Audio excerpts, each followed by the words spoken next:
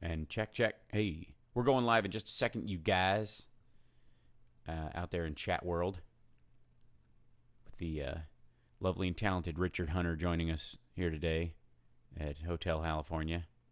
And Johnny Million back in Chicago, along with Dennis, making sure that the gear is on fire. Not literally, which, I suppose is a possibility sometimes. I've got a fire extinguisher on hand right next to my my broadcast equipment, just in case. It's boosh.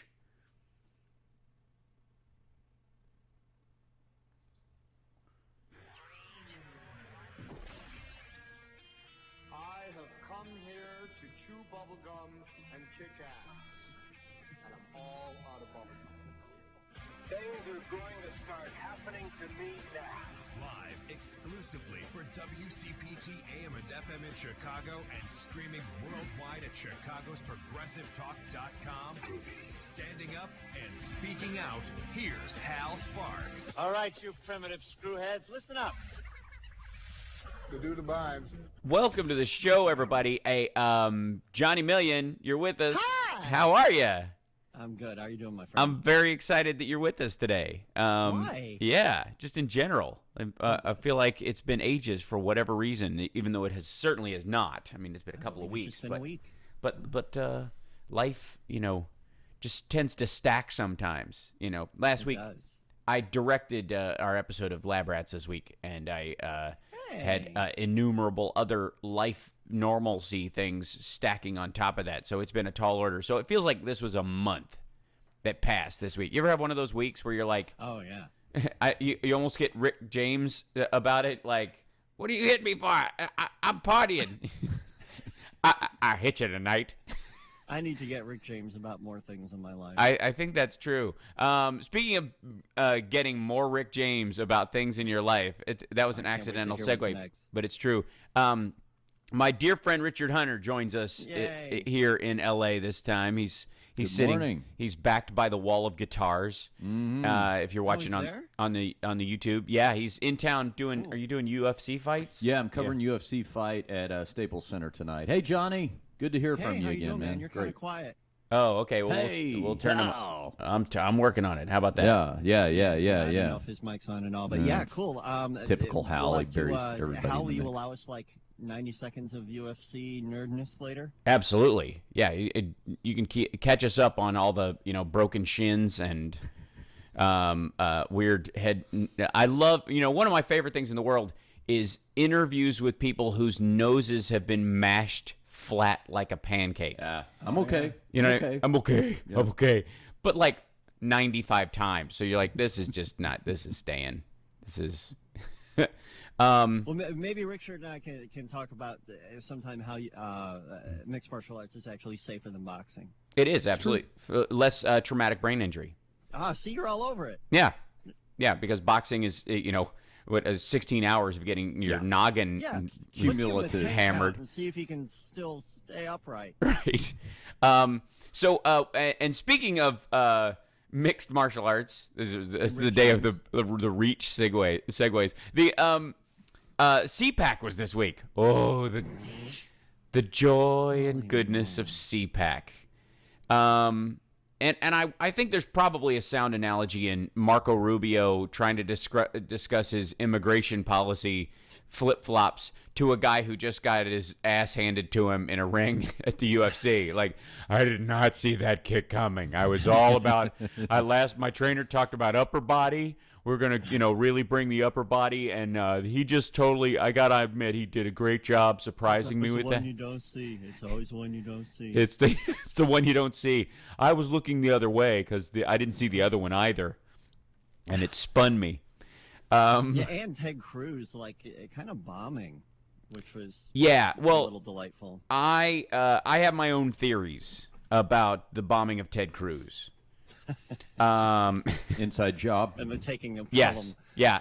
I think we need 9 Senate hearings on it and 40 House hearings on it. Yeah, right. Benghazi ones. Yeah. Ted Cruz with an exclamation point. That's how he's going to run. Sarah Palin was there with a surprisingly cogent speech, and why was this speech so crafted, so full of sort of normal ideas? Why? Because the last speech she did in public made her look like she'd drank 14 margaritas and stood up too fast on a July 4th barbecue when it was 107 degrees out. Mom, sit down. Yeah. Mom, you're done. Yeah. And it was so bad. She, there were jokes at CPAC that I saw. I forget who posted it, but there was a picture of her book for sale at one of the little, crafty tables at the GOP Etsy that they have going on in the lobby. With get your own Obama nose bone, that kind of stuff. Like, I made them myself. That I'm dead serious. They had her book and it was 50% off, and somebody tweeted, obviously I haven't read it. It's far more than that. That shows you a little bit of the business within the politics, to bring up that Sarah Palin example, because you're absolutely right. I mean, what was that, a month, 6 weeks ago? Yeah. That she had the speech that bombed. She's never going to hold a major party's nomination again, Nope. But she has a business. She has a cottage industry to protect, and there are people around her who make money off of that. So probably at Sarah Palin World Headquarters, the last 6 weeks or so, they has circled been the about, wagon. Yeah, let's get out there. You bombed at the Laugh Factory, so let's get you on stage at the Comedy Store and get people talking about a solid set. Right. Well, and arguably, because CPAC is the biggie, Yeah. she could almost say, I was trying out some stuff at the low end Family Values Council for America Against the Gay Agenda gathering, or wherever she was. They had an open mic, and she was workshopping some stuff. Exactly. By the way, can you hear Richard already on that end, guys? No, I don't think his mic is on, to be frank. It is. It is. Great stuff. It was great stuff. I can hear him loud and clear, so we'll fix that. Yeah. Yet another in a long series of fabulous technical issues here at Hotel California. And I'm going to play for you, and we'll do this after the break. We're going to dive in to Donald Trump, who got booed for bringing up boots on the ground against ISIS. Phil Robertson from Where Duck. do you put those boots? Yeah, We'll know first, later. yeah, right. To Phil Robertson from Duck Dynasty, who apparently thinks, what is America's biggest problem? What do you think America's Honey Boo Boo. Huh? No. Honey Boo Boo. No. VD. That's it. The demise of the America he knew and loved. 1976 called. They want their crisis back. Yeah, right. And Richard and I were commenting before the show started that when you watch Phil Robertson's speech, if you squint, it looks like Osama bin Laden is addressing CPAC. You know what I mean? He's got a drapey outfit on. He's got a long beard that is uncut because the Bible says so. Right. He's got a headband that looks like he made it out of the skin of his enemies. If he did not have Slim Jims in his clenched fist, nobody would know. If he had just done the backdrop, a couple of power strips married together, it would look like that footage they found in his compound. Right. Yeah. The power strips in the background, yeah. Yeah. That's amazing. Watching himself on TV. We're gonna play a little bit of that, and then of course we gotta crack into Bill O'Reilly and his making Brian Williams look like Jack Nicholson on the stand at the end of A Few Good Men. I have never said anything that's not true, ever, categorically. And I'm reading this off a teleprompter, so you know it is true. Yeah. There's a lot of people who say, and try to blah blah blah. It's all. I love that, like, floaty Bing Crosby singing, dead in the eyes. I'm just reading this because this is a job. Element. I am saying this right now to save my own neck. Right. Well, and that's a show that literally provides a bouncing ball for you to follow along. Yeah, on talking points as he reads. Right. So, like, I'll read this to you, and that's where the joke from Colbert came from. Let's take a break.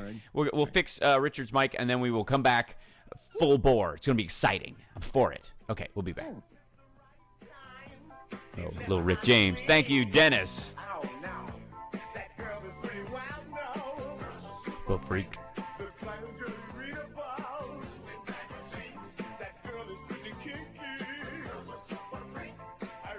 She's all right. Can you check your mic on here? Check. Okay. Check. Okay, I'm not insane. Hey. Is it just, it might be, is it going out mono? See, look. Make a noise. Hey. Check. I'm seeing levels everywhere. I am too. I certainly hear it. Dennis, is there a possibility that there's like the signal's only coming in mono? Yeah, let me check. 1 second. Because I think it's split left and right. They split the mics left and right on the tie line. Because I'm seeing as strong a signal.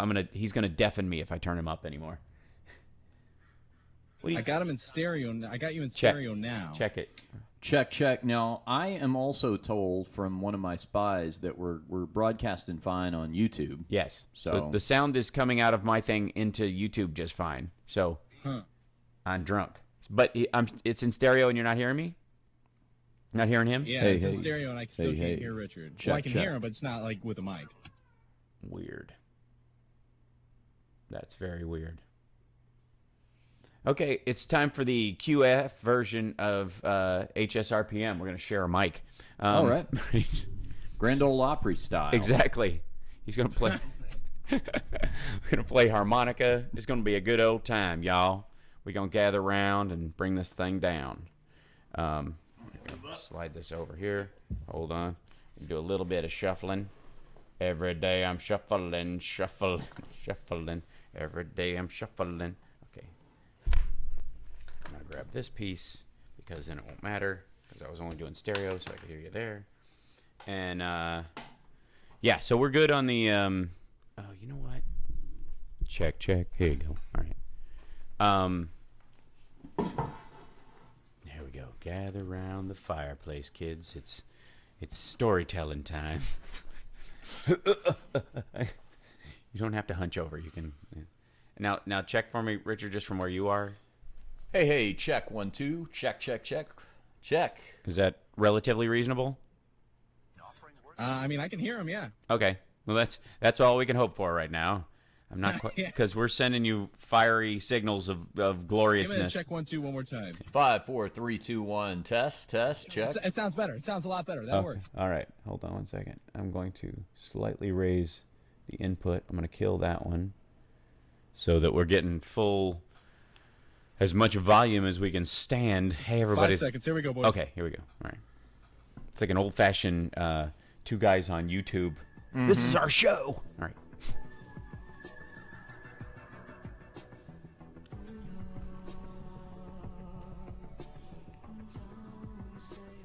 This is Tom Hartman, and you're listening to the Hal Sparks radio program, mega worldwide on Chicago's Progressive Talk, WCPT. Okay, I'm not.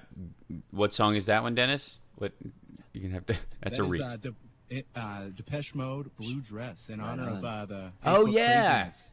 Did you see I saw gold and white, but I also saw another picture where it was blue and black, and I think it was just like a mood dress.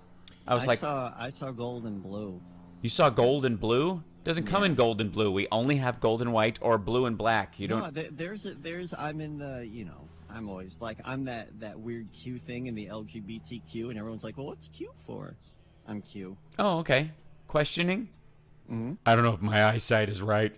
I just. Oh, look at you too.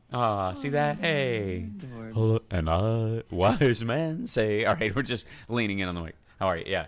It's like we're singing backup on our record. It's like we're the Jordanaires. Okay, yeah, right. So here's let's jump right into this because the picking apart of just what Donald Trump says is going to be fabulous.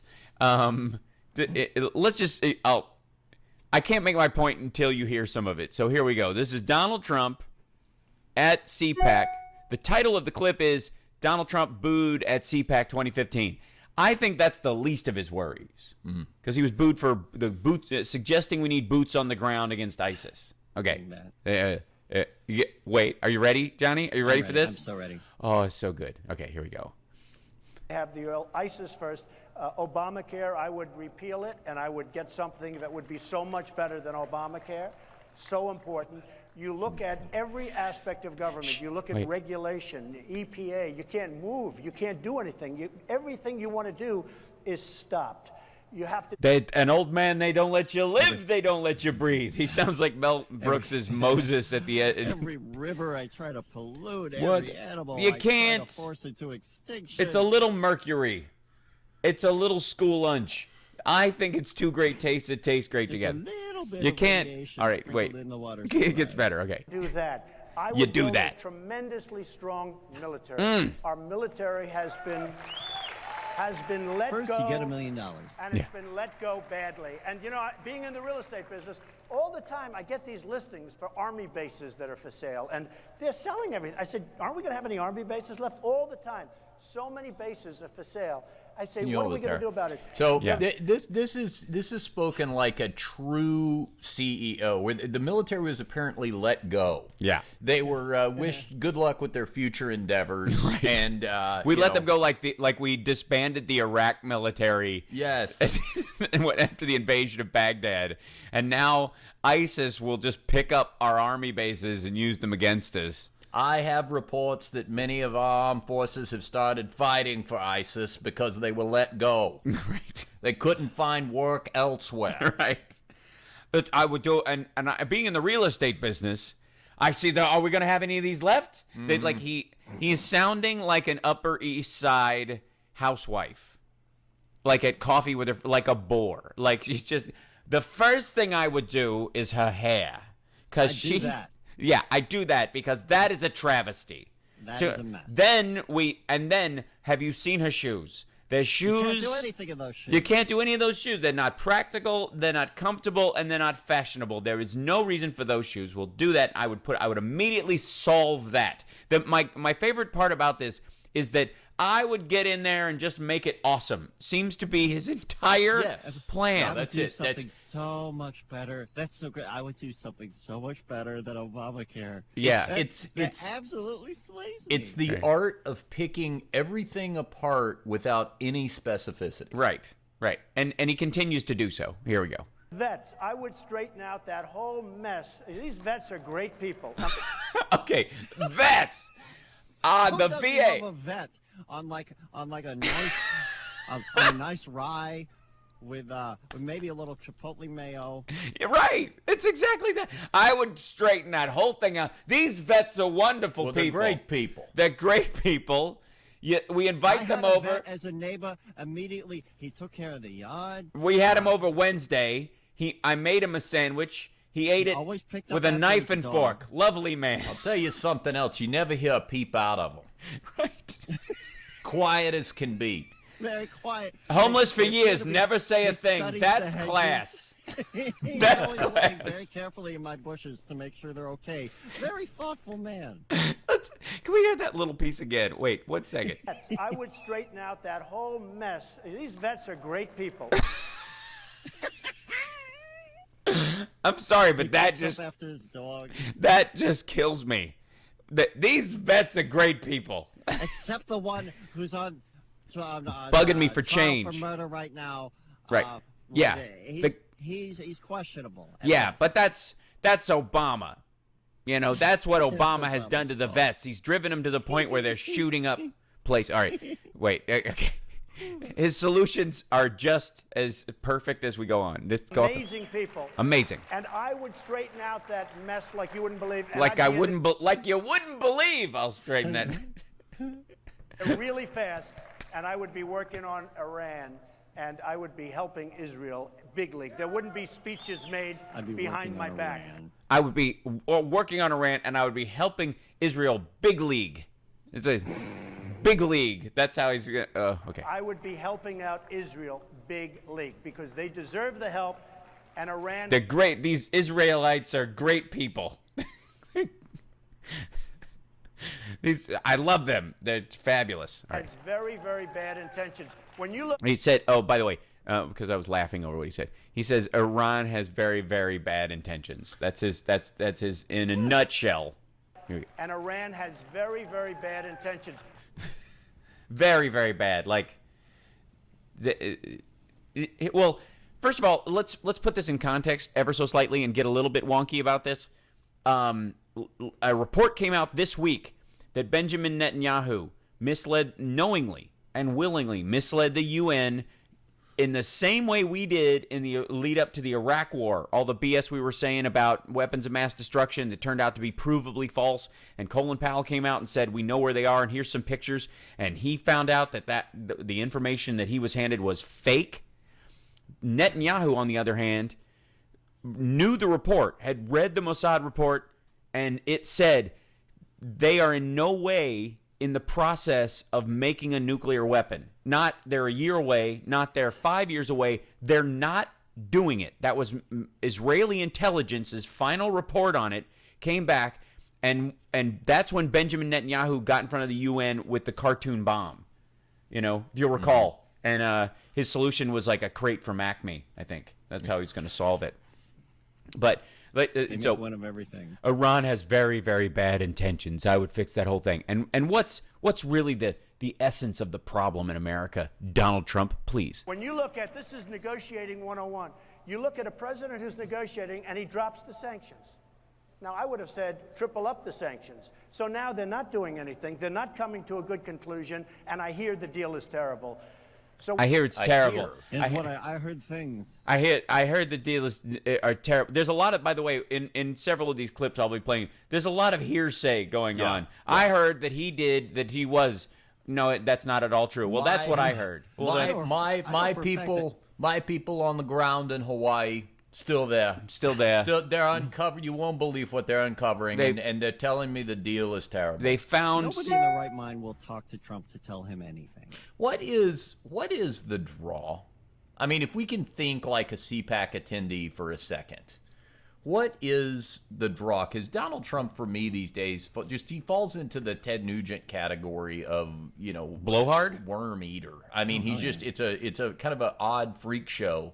And do we have Speaking of Phil Robertson, we'll get to that clip in a minute. Yeah, but I mean, do we have a proper analogy to that, Well, here's the prevailing mythology about reality television. Like Comic-Con, maybe? Yeah, right. It's like you're going to see somebody. I'm thinking be surrounded by like thinkers. I'm thinking more. Yeah. No, for Donald Trump, not necessarily CPAC. CPAC, of course, is you're absolutely right. It is Comic-Con for the secessionist crowd. Yeah, I'm thinking more like, we go to a day-long music festival of a bunch of bands that are booked that we want to see, but right about 1:15 p.m., over on the side stage, there's kind of a one-off attraction. It's like some noise rock offshoot band who's fronted by the guitar player of another band we know. I mean, right. It's an odd curiosity of an attraction. I just don't know if there's people who attend this. Certainly the rank and file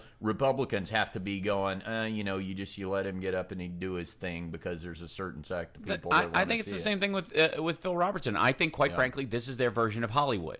Yeah, okay. He's got a hit TV show. Yeah. There's no question that it has ratings, so that's enough.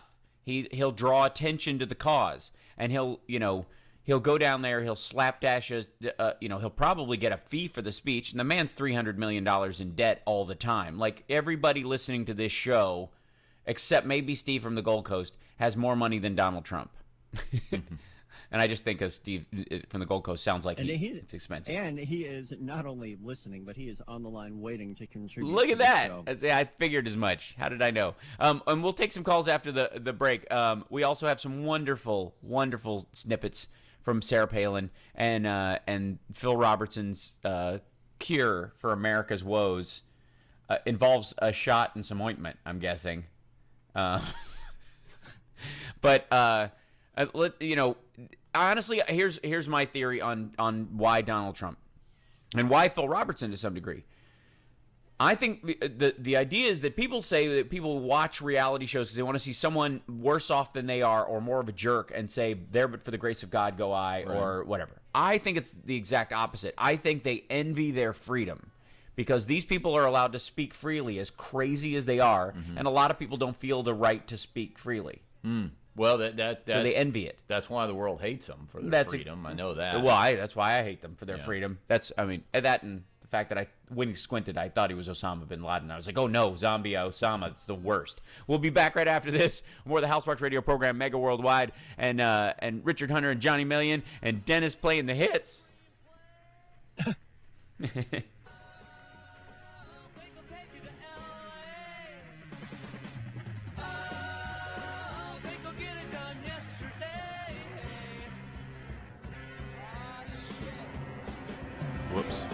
Whoops, Dennis. That guy cursed in that song. Oh, Dennis, what are you doing? All right, hold on. I have an idea. Hold on a second.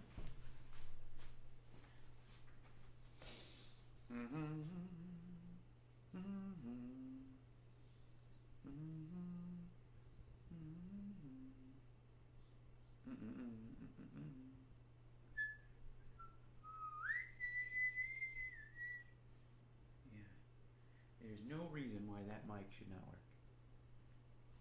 That is on their end entirely. Hi, where you going? Where you going? Silly cat, what are you doing?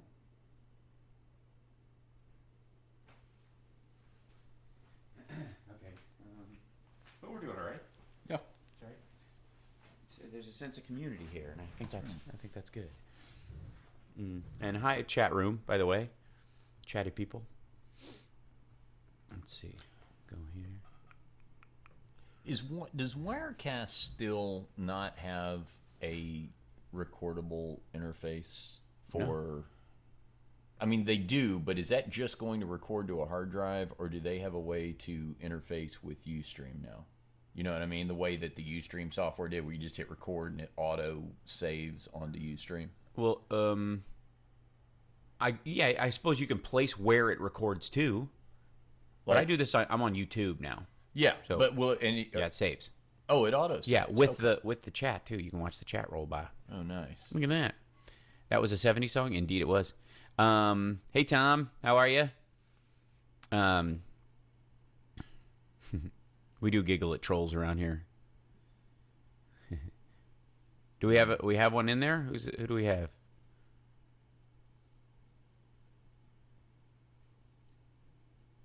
Iran had 5,000 fighting for Assad.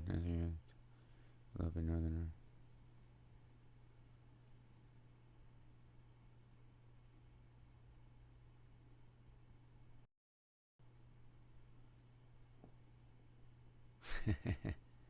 Oh, I see. He's freaking out. Yeah. But look at his name, Edward Snowdus. See what he did. He seems to be under the impression that what Edward Snowden did was got one over yeah. on us. Yeah. That it was wrong to do what he did. Now back to the House Sparks Radio program, Mega Worldwide, 773-763-9278. Let me tell you, I would get in there so fast and clean up the Middle East, and then I would do something about that Russia with that Putin person, and I would say, put a shirt on, but we don't have a president who will tell him that. And then I would, and then, I would do something about Obamacare. I would get rid of it and replace it with something that was wonderful, identical but branded, right, with the Trump name. Keep in mind, we were listening to clips from I think the only human being to ever lose money on a casino. Just imagine that you're trying to ask specific follow-up questions to that speech. So rather than him going rapid fire uninterrupted, you have the ability to stop him every few seconds. So I would deal with ISIS if you could just say, what's your timetable?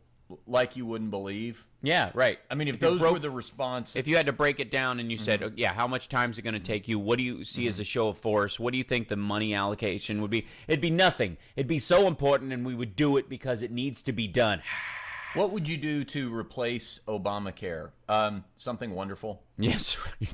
I mean, what if those Like were what? the answers Like to the some questions? Judy Garland tapes. Yeah. You know what I mean? I would take out Obamacare A nice and I would number, replace a them. nice bouncy number. And That's C. right. A C. Give me a C. A bouncy C.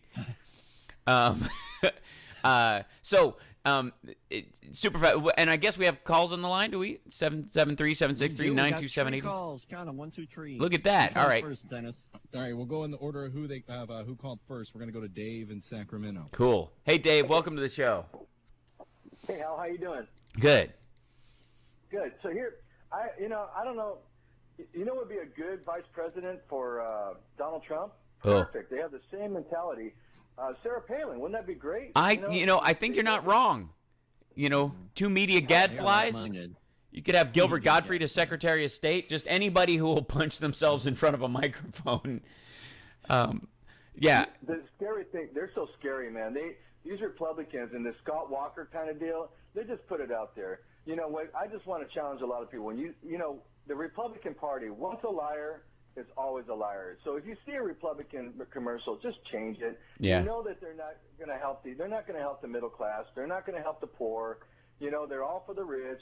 So why waste your time to vote for these idiots? They're a bunch of clowns. They should be running for the Ringling, Barley, and Bailey circus. That's what they should be going for an application for. They put an application for that, they'll probably get hired.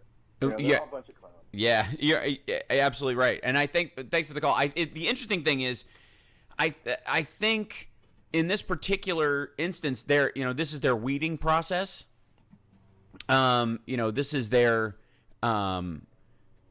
this is them trying to, see who can stand up in front of them and tell them what they want to hear. And it's so extreme. The reception is they need to hear something so extreme that everybody there is either tap dancing wildly, or the new one, of course, is I don't need to be liked by everybody. So even if some of the people boo here, it's almost like they've got staged booers just to make sure, like, you got to get like 5 boos in, so they know that you're not just a line tower. That's what a leader can get booed and like it. Like, we're gonna have a guy stand up and yell "You lie" at every single one of these guys because it's true, but also because and we got to see if he can take it when when it happens. Christie actually quoted, and I wish I could find the audio for this. He was at CPAC, and he said someone needs to tell the Obama White House it's time to shut up. That was, yeah. Chris Christie said that? Yeah, it's time to shut up. Conservative host Laura Ingraham, sitting across from Christie on stage, listed a string of words used in the press to describe him. Explosive, short-tempered, hot-headed, impatient.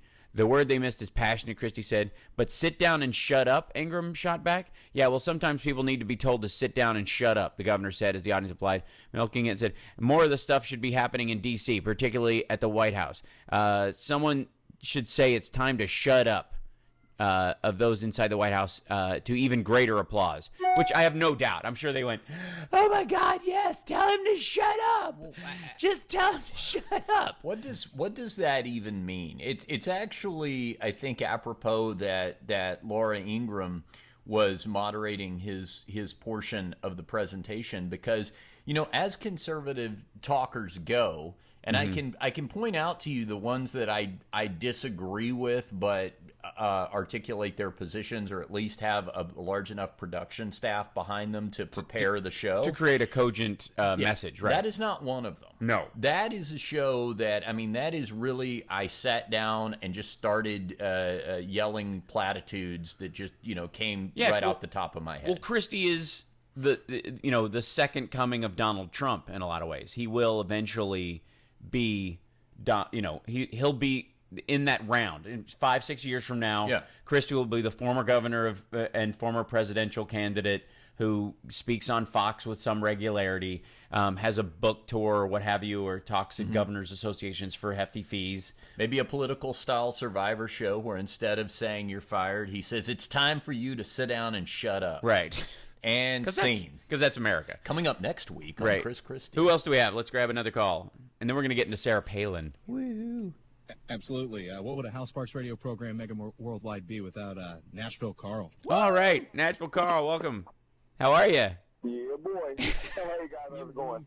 I would, let me say, Nashville Carl, I would fix your house up. So first I would get in there. I would take care of the plumbing like you wouldn't believe. And then I would get a wrench and fix your car in a second. Whatever's wrong with that, I would. What he did to my plumbing. Right. And I'll tell you something about Nashville. They're wonderful people. Those Nashvillians. Nashvillans? What kind of tools would you use to fix my The house, best, my the plumbing? best kind Nothing but ever. the That's best the tool thing. for you, Carl. That's what you have to tell this president. Stop using crap tools. The best. I would use the best because our soldiers are wonderful people. They're so go ahead. Sorry. No. You know, to me, the two biggest stories that's going around, and to me, the two biggest stories of the past couple of weeks, and should be focused on like a laser beam, is Benjamin Netanyahu coming here. I think that's borderline treasonous. And the big domino. Here's the thing: if America coughs, the rest of the world catch a cold. That's something that's always been said over, Exactly. over at least the past 60, 70 years. And I believe that to be true with Walmart. I believe Walmart coughs and we catch a cold. Something extraordinary has happened. They have bowed to the pressure of the administration and people, pressure being put on them to raise their minimum wage to $9 and then $10 within a year. And raising the wages of people who've been there for a while, going up between $12 and $17 an hour. This is very significant. And right behind them, TJ Maxx and their corporation of 3 or 4 stores or nationwide are following suit. That first big domino was Walmart. It's 2 big dominoes, Walmart and McDonald's. Walmart being the biggest private employee in America. Yeah. That's extraordinarily significant. But yet it gets. It's going to be in the happy ending today, actually. It's one of the things I wanted to bring up in the happy ending. Although I do believe there is one caveat to it, and I'd love to get your take on this. Okay, Go ahead.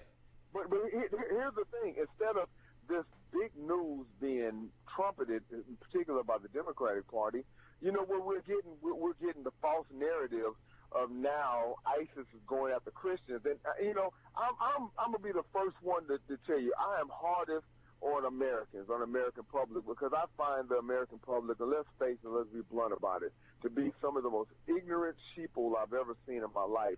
They're just so ignorant of the rest of the world, and they're so easily just pulled along by the nose. But they're showing.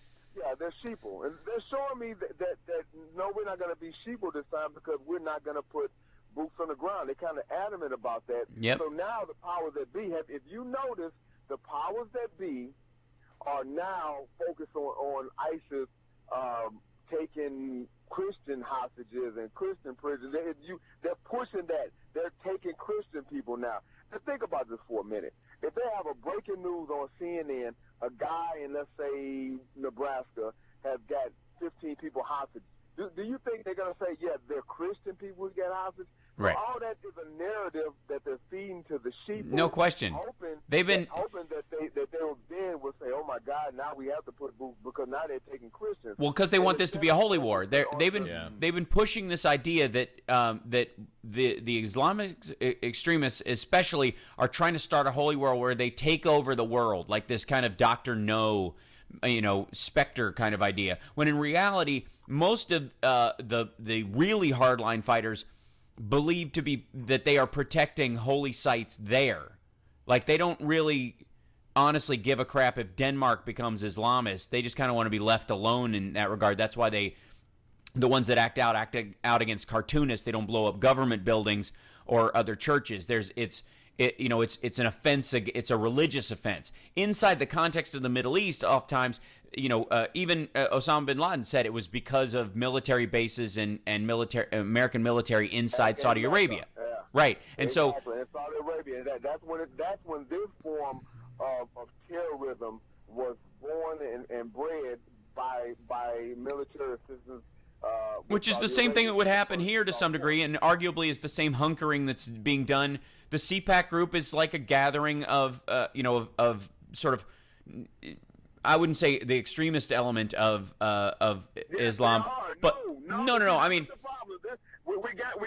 Listen, you have to. I would say bring the a dual. machine gun to a I would machine say gun the fight. Amans. I would say that they are like they have their soldiers that do that. It's kind of like the pro-life groups. A lot of the pro-life groups aren't going to shoot a doctor, but they'll tacitly approve the guy who does. And so it's a gathering of those people, right? So what I'm trying to say is that in looking at like how America's just not interested in going to physical war and these environments again, and it's driving them crazy. You're right about the narrative that somehow it's Christianity that's now being attacked, when the reality is right alongside them, they are beheading Muslims who smoke. They are literally, they have killed in the last, couple months, like 65 people publicly for minor just morals clauses. It is as if the moral majority from the 80s just had machetes and was enacting like, that's a Twisted Sister album, whack. Like they really are, it's that extreme. They are taking it to that end. So I think you're absolutely right. We have to take a break, Carl, but I appreciate you making that point. And I am going to address the Walmart thing at the end. Yeah. The one, and real quick, the one thing I will say about that before we get happy about it, which I think it is a good thing overall, is that a lot of communities in this country, the only store in town is Walmart. So people work at Walmart or the local businesses, and then that money goes back to Walmart. So by raising their minimum wage, Walmart can get tax breaks in certain areas saying we have a wage of a certain amount, and it benefits them more than it harms them. This was a strategic business thing. They didn't find heart all of a sudden. I'm glad it happened, but they crunched the numbers. Don't ever think they didn't. We'll be back. It's the Al Sparks Radio program, Mega Worldwide. Has let himself go.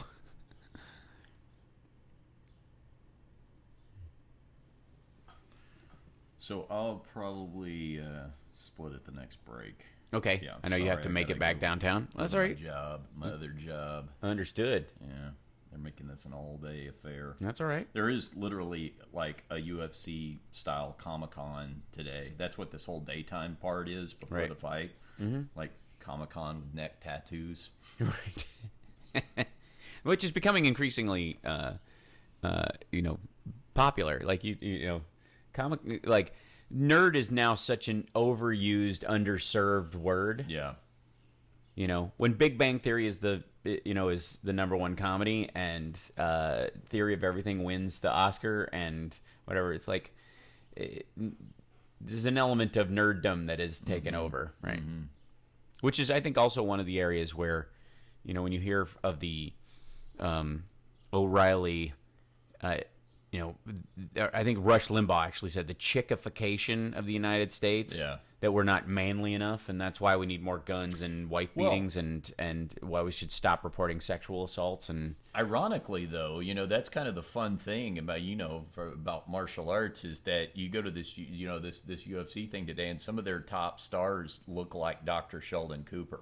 It's like you would never know by looking at their physique, right? That these are some of their top guys. Mm-hmm. So that's kind of the night. It's like talk about nerd. It's like nerds that are badasses. Sure.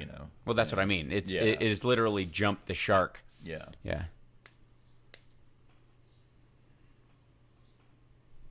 Let's see. Nerds took over the world at the turn of the century. I think that's entirely true, Brett. I said that when nerddom jumped the shark, they would actually clear the shark because they would have done the physics beforehand. The bike weighs this much. We have this much gas. I need to be going 47 miles an hour when I hit the ramp at a degree of. That's a good bit. Have you ever done that? That's a good bit. Okay. What'd you say? Sorry, they were talking to me. Was that you, Johnny, or Dennis coming back? Hello? Oh.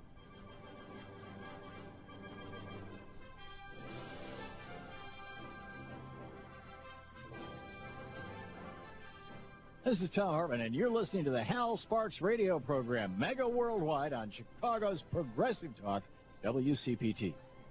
So, we've only got Richard with us for the next few minutes or whatever, and you got to take off at the top of the hour. I do. I appreciate you being a guest with us today. Anytime. It's been a while. Anytime. Yeah, whenever you're in LA and you want to roll in and be in studio. Been a while. Since I said I'm sorry. I have. It's been a while. Tourette's. Sorry. That's okay. What do you and well, let's see. What do you got going on right now besides UFC stuff? So plenty of stand-up still Yes. going on. I did before I left to come out to LA. I did Catch a Rising Star in Reno, where the last night of the gig, I was surprised by an entire convention of Red Hat Society ladies in the audience. Okay. And you've ever seen these ladies? They that showed wear up. They didn't jump you. No. Okay. No. Although I did endear myself to them by saying that I know they don't mess around because 3 of them did jump me for wearing a blue hat on their turf. And Right. like Sure. that. It was a Crips Blood kind Old of ladies crisscross. enjoy gang humor, ironic gang humor.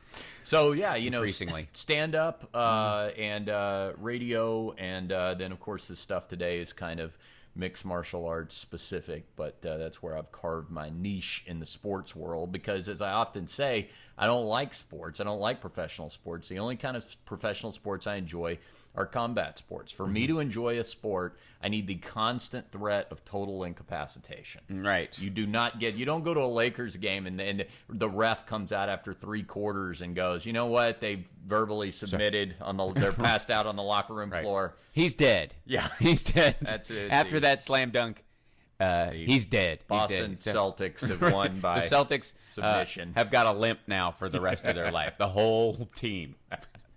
Exactly. Hal, I don't know if you're keeping an eye on Facebook, but you might want to make sure that you count your guitars before and after Richard leaves. Oh yeah, right. It's entirely possible. I may or may not have suggested that I was going to reenact the opening scene of Extract and make off with one of those axes when you turn your back. He felt like he's like, I feel like I got a job at Guitar Center. For the record, each one of those is either easily replaced or difficult to sneak around with. You know what I mean? They're either... My guess is that they were all balsa wood replicas, so that you can conclude the show by doing a big guitar smashing. It's a 3D painting. Yeah. It just looks good on camera. I love 2D medium because I can make my place look like anything. No, that was actually almost orders from my girlfriend, which is get the guitars up off the floor. Mm-hmm. Because I have stands everywhere because I like them as art. As well, you know what I mean? They're beautiful, and so I had them in stands around the house. And like, we can't clean in here. We need to vacuum. They're bonk. Like, okay, and so I put them up. Anyways, too much information. So let's grab another call while Richard's here with us. The long-awaited Steve from the Gold. Right on, Steve.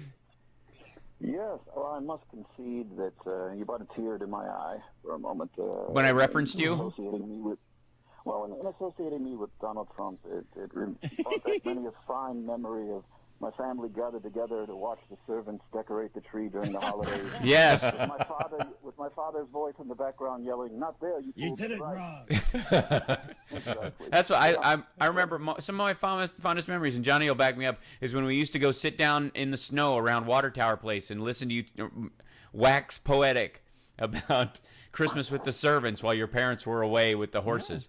Exactly. But on a more serious note, as you, I think, appropriately pointed out, and it's a wonderful analogy, the notion that, that there are Trekkie fans out there, and then there are people who actually attend, 6 Trek events, over the course of a year. And that's who pretty much attends CPAC. Yeah. And they've sort of, convinced themselves that the reason they lost the last 2 elections was because they nominated people who were not conservative enough. Mm-hmm.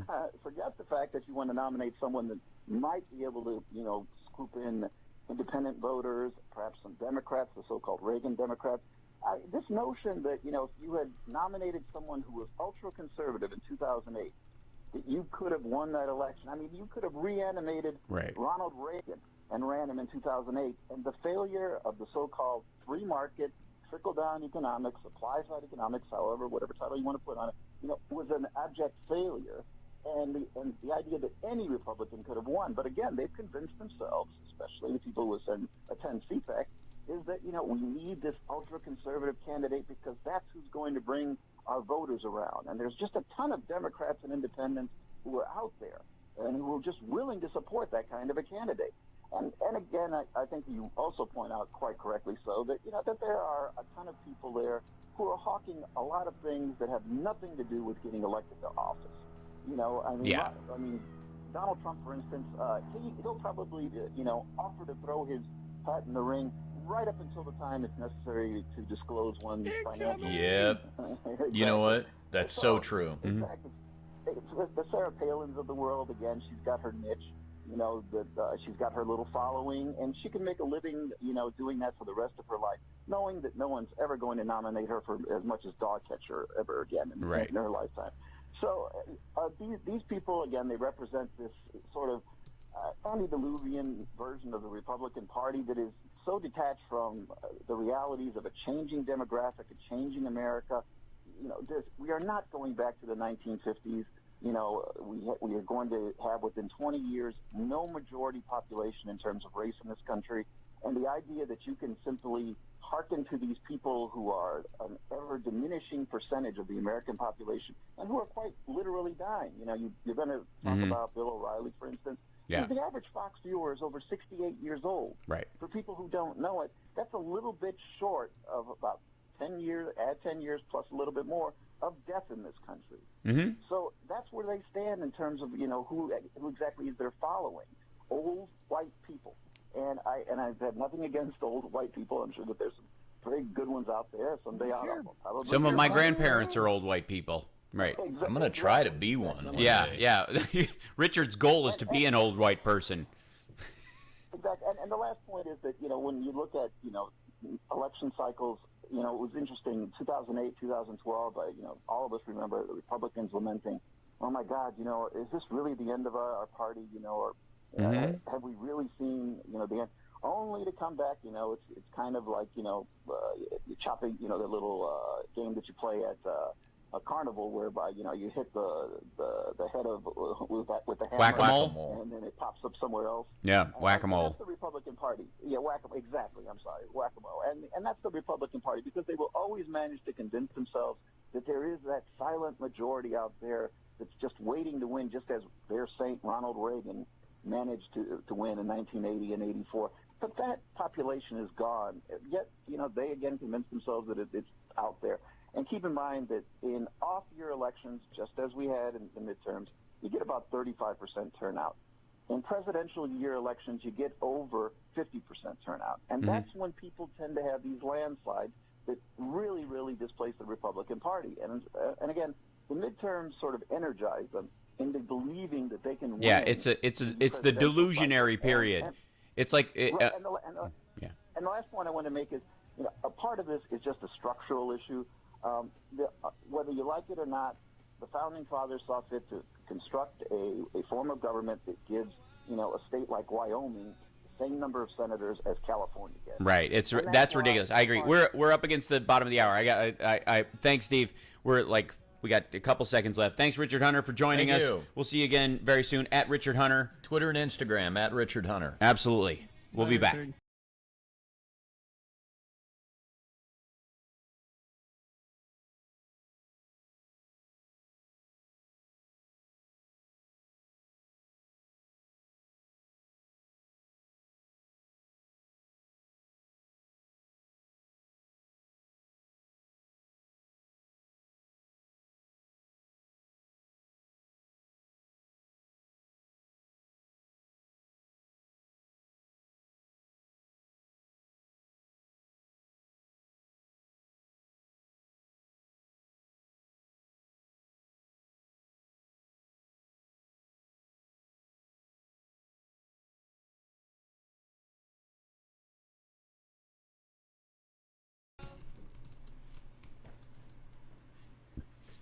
Bathroom working order? No, not that one. The one in the house is.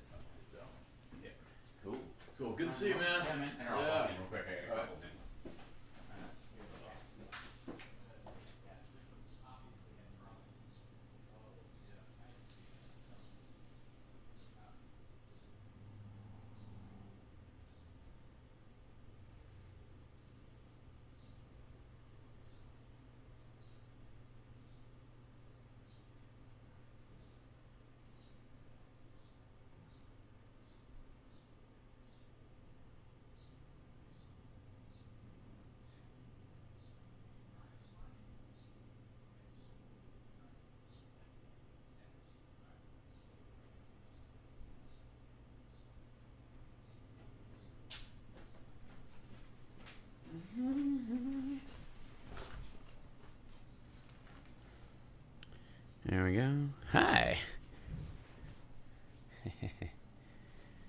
What's happening, chat room?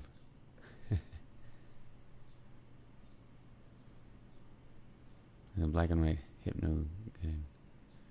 Oh, hypno guitar. Yeah, that's my Zach Wild.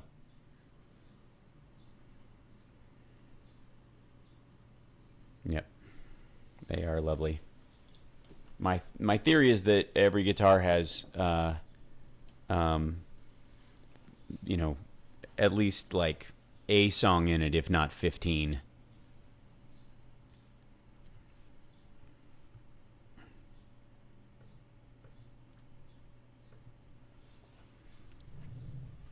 And so they just have their own life.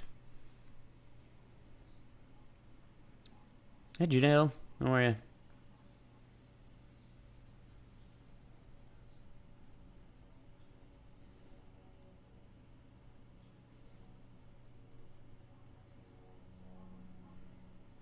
Mm-hmm.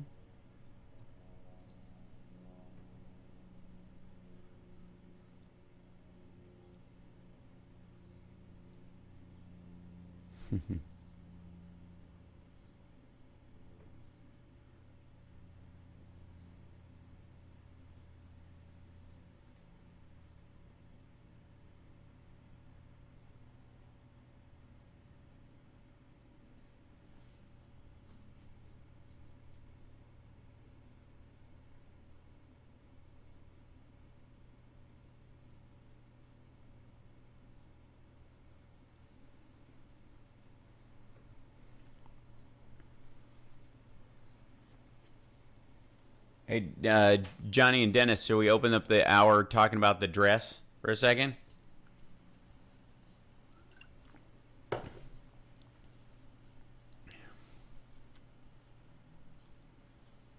don't know if you guys can hear me. Maybe not. Did you guys in the chat room go through the whole back and forth?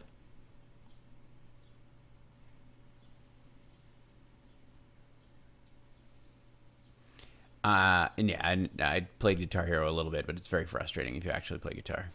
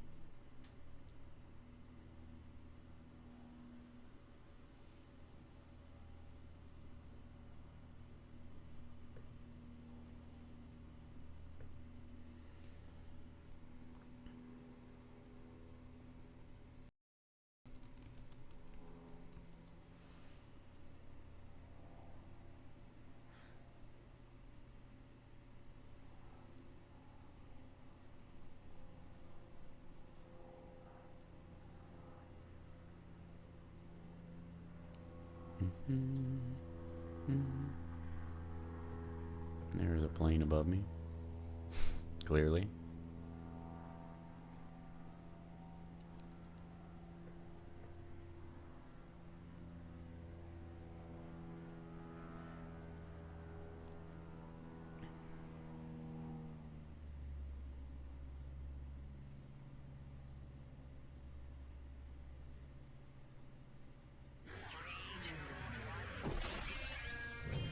I have come here to chew bubblegum and kick ass. and I'm all out of bubblegum. Things are going to start happening to me now. Live exclusively for WCPT AM and FM in Chicago and streaming worldwide at chicagosprogressivetalk.com. Standing up and speaking out, here's Hal Sparks. All right, you primitive screwheads, listen up. To do the vibes.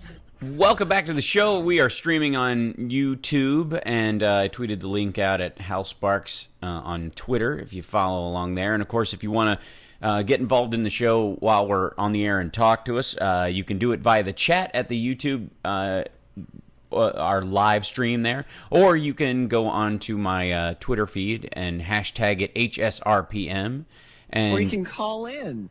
Yeah, that's true. 773-763-9278. We got a couple folks on the phones already. Oh, that's great. Well, let's hop into them, and then I want to play. One of the most bizarre things ever, which is Sarah Palin making a reasonable suggestion at CPAC. That I don't know. I think the craziest thing is she thinks people would be against it. But we'll that may be the crazy part of it. Yeah. Bless her heart. Who do we have, Johnny? It is Rob in Naples, Florida. Sorry, John. Cool. No, that's my Dennis impression. It's Rob in Naples. That's really good. It's a good one. Okay. Hey, guys, how you doing? Hey, go ahead. Hey, who had the worst week? Bill O'Reilly or what? Yeah, you know that we're going to get to that too. He loves it. Yeah, I don't. The problem is Brian Williams is, deserved everything that came his way. Personally, everybody knows if you look on my Twitter feed, I let him have it when this stuff came out. When the first one came out, I was a little like I did my due diligence and kind of let it germinate and see if with Brian Williams specifically. And then when the other report came out that his story about being in Katrina and seeing a body float by and the crew that was with him said that's baloney. And it just started, and then the story about him being mugged at gunpoint in the 70s, everybody was like, yeah, he tells that story all the time, and it's ridiculous. Then it started to stack, and I was like, okay, this is joke-worthy. It reached the rule of three. There were 3 stories about it, and they were as important, as stories as you could kind of come to. They were like Iraq, Katrina. He was making stuff up. So I let him have it. Okay. When O'Reilly came out about it, Brian Williams said he was in a helicopter that took fire and that was shot down, essentially, which is baloney. But he never said, I dragged a soldier into a doorway and saved his life. That's what Bill O'Reilly said. Bill O'Reilly said yeah. What was that, Rob? Go ahead. I'm saying this, it's a lot worse because not only has he said it, he's actually put it in print. Yes, in his book. There's a difference about talking off the cuff and trying to be braggadocio, but there's another thing about trying to make $1 off it. Right. Like the thing where when he was knocking on that dude's door, he heard the shotgun blast when he killed himself. Kennedy, right? Yeah. Well, and he saw the nuns. He said he saw these nuns in El Salvador shot down. This week, he goes, well, I saw pictures of it. Of nuns. There's a difference. Been, one of his books, like War on Christmas. Maybe that was in there. The killing of the nuns. He referenced that. I mean, this guy. Actually, you know what I feel sorry for? CPAC, because I know they had their Brian Williams jokes all there ready to go, and now they had to put that on hold. Right. And I hope Sarah Palin was able to erase it off her hand. I do have a coffee table book of nuns being shot in the head, though. Yeah, you got it. It wasn't. Didn't Bill O'Reilly and his weird ghostwriter put it out as part of their killing Lincoln, killing Kennedy, shooting a bunch of nuns, and then killing Jesus? They have I tweeted out a picture of it too. They have a billboard for the Nat Geo version of Bill O'Reilly's book Killing Jesus, and it looks like a hippie at Burning Man with acid reflux, because he just kind of got his head down and he's holding his rib cage like that was a bad hot dog. It's the weirdest picture I've ever seen. It's like he was shot in the rib cage. I don't understand what they're going for, but he writes these books, these killing whoever, and they're all people that are admired. Have you noticed that? They all read like modern conservative I wish I could have shot Clinton. Like they look at shooting Lincoln like some people go, if you went back in time and you could kill Hitler, would you do it? I mean, and then Kennedy's the same way. They they wouldn't have mind being the one. Like certain members of that group would not mind have been the person who actually did it. And there's a weird thing about the killing of Jesus being a natural extension of that, because somehow that's what they'd have to do. They're so against what he actually teaches in the book that you couldn't have him showing up and bringing the lie to what they were saying. But that being said, I think the Bill O'Reilly thing has legs, and I think it will go on for a couple of weeks. I do not, however, think it will affect his job security at Fox News at all. No, they're circling the wagons on him. Right. But it's just another nail in the coffin of their credibility. Yeah. I think it will dog him for a long time, because I think that's something almost anybody that he gets on, when he starts shutting people down and he starts, like cut his mic or whatever, they can go, we'll do it live. Is this a war zone? Are we in a war zone now? You know what I mean? Like there's so many instant digs that you can just, and that's what I recommend, by the way. Anybody who's going on O'Reilly's show within the sound of my voice, or, and I'll tweet this out later too, anybody who even reads it, if you're ever going to be a guest on that show for any particular reason, in your hip pocket, just have 4 or 5 little, would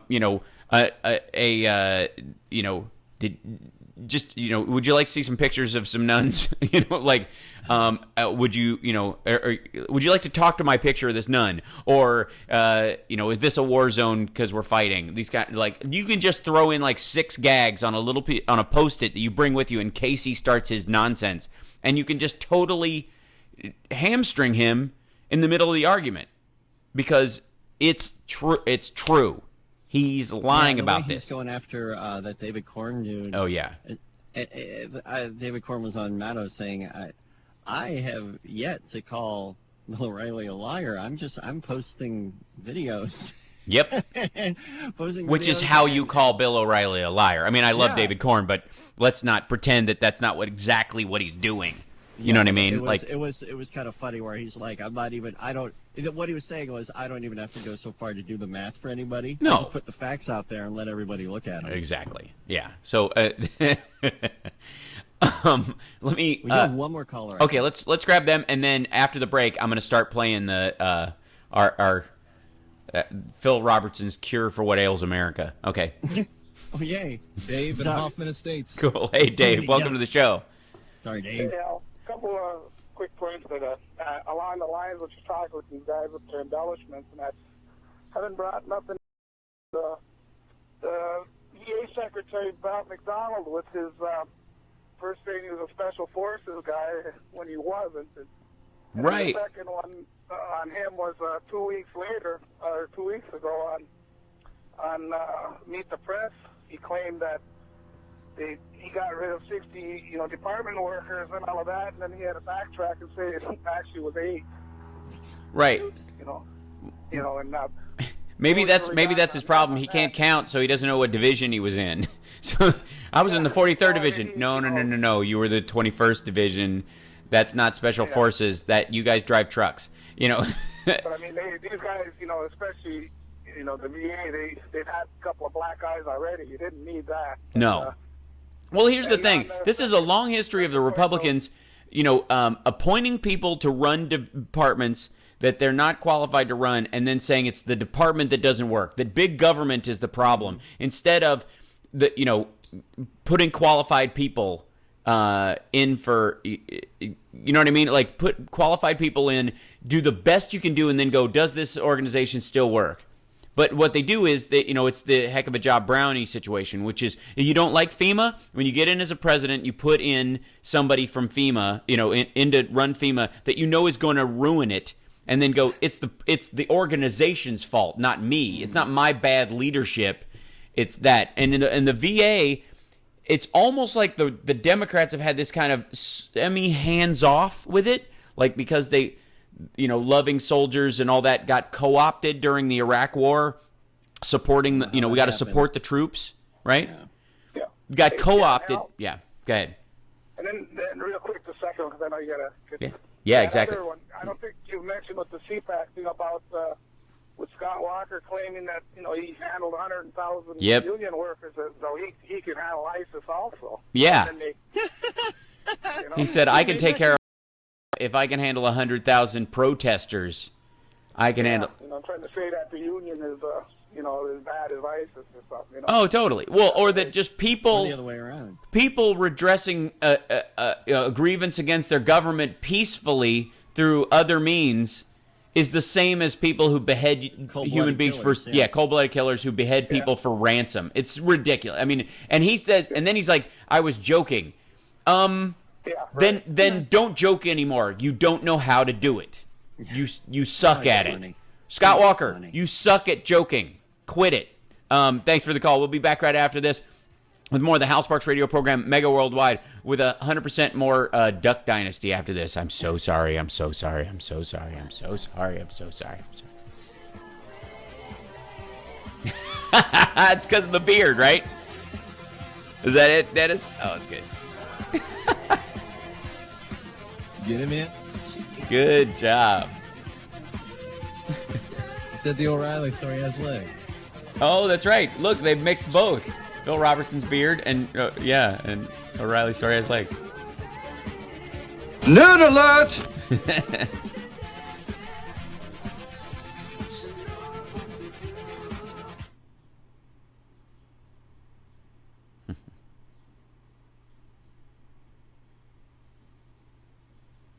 And I will tell you,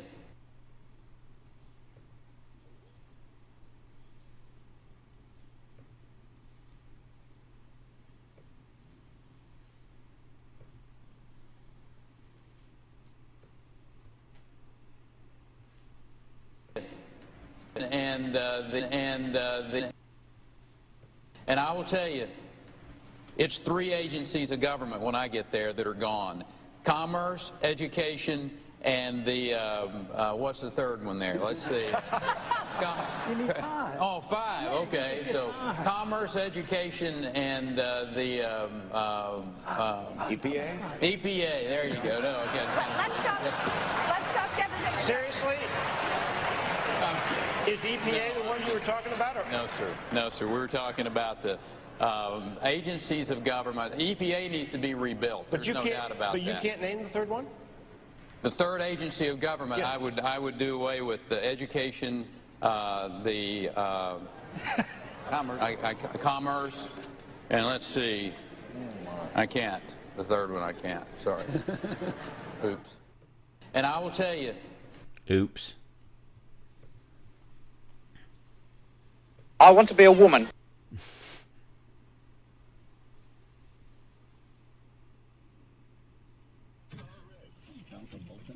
Looks like we got one more call, too, from Carl in Chicago. Okay, cool. Well, let me. I'll play some of this clip though, because I do want to get into some of that. For sure, man. We're so popular. I know, it's awesome. See if this sonically sounds okay. Well, our debt of gratitude, it starts payment with 3 simple solutions that government can and should do right now, because it is time to demand solutions. First, with health care, give vouchers for treatment outside the VA.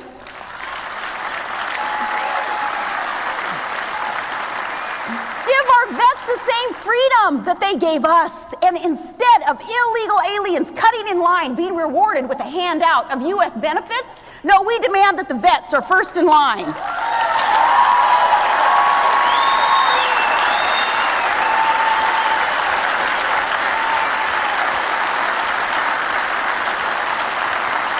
back to the House Sparks Radio program, Mega Worldwide, 773-763-9278. Welcome back. So let me play into some of this. I was going to go into Palin first, but this is... What is that? That's a duck, by the way. Oh, I see. Johnny's got duck calls on his phone.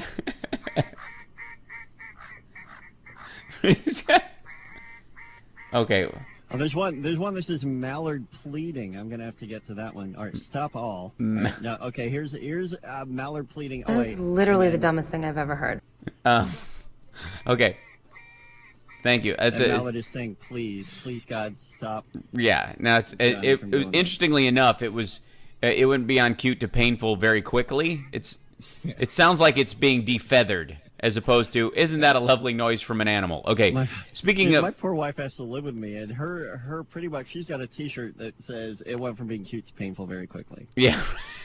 Pretty much I'm surprised he everything doesn't I have a do around the tattoo house. that says that at this point. So, okay, here's Phil Robertson gave the State of America, State of the USA address, and maybe one of our earlier callers had a point when he was saying that the Fox audience is largely old people, because his solution to what ails America and what's causing it seems to be something that, like, my grand uncle would say while drunk at a barbecue. Oh, yeah. Oh, and you learn a little bit. You learn something about Phil Robertson in this clip.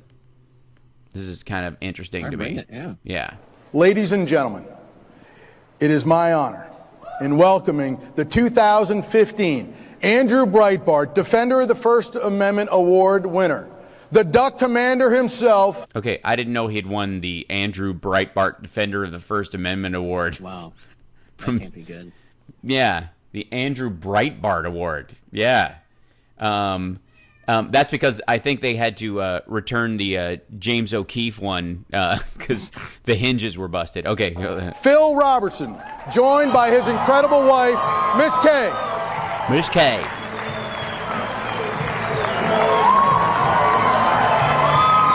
Don't back down. Don't back down. He just Don't yells. back down. And by the way, he's in camouflage pants, so it looks like he's hovering across the stage.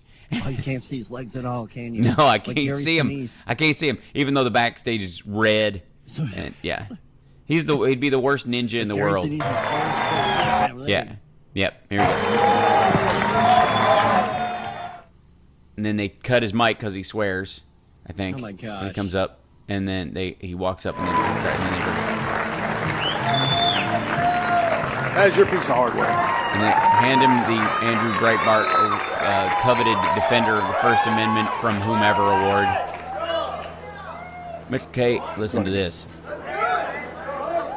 All of us ought to be able to speak freely where we didn't have to be awarded for it, right? You are. And you Yeah. did. Yeah, you did, and you can. You did, and you're not in jail or nothing. You're not in jail. You still have your show. No, you just people figured out what you're really like. You're selling a bunch of pencil toppers and gas can caps and truck testicles, with your face on them at truck stops all across the country. The idea that those truck balls. that somehow they're in the same situation as the band Pussy Riot in Russia, is amazing to me. You know what I mean? Like, that is all over the dump button. He's no, you can say that's the band name, and but they specifically, that's what not having a First Amendment and having your freedom of speech curtailed means. Oh, you mean you actually go to jail and serve time? Yeah, that you are told what you can and can't say by your government, and you are shut down by your government and jailed if you do it. This is nowhere near I thought that. I was supposed to be protected from public opinion. No, and not unless you're Bill O'Reilly. Okay, here we go. And of course, Miss Kay, hold my award. There you go. That's which is I think what he says every night when he comes home, so to speak.